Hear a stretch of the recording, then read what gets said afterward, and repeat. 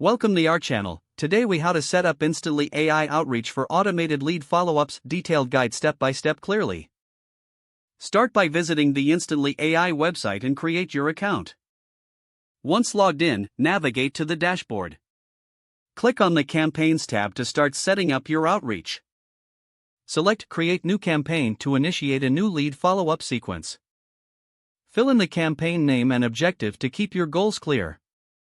Upload your list of leads in CSV format by clicking the Import Contacts button. Map the fields in your CSV to the corresponding fields in Instantly AI. Once your contacts are uploaded, proceed to the follow-up sequence settings. Choose whether you want to send emails, texts, or other forms of communication.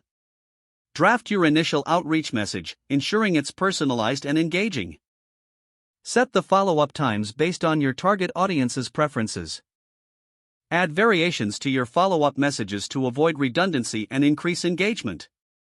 Review your sequence to ensure all messages are clear and free of errors. Once satisfied, click Save to keep your changes.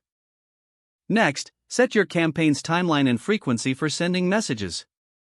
Review the Analytics section to understand optimal sending times based on engagement data. Activate your campaign to start the outreach process.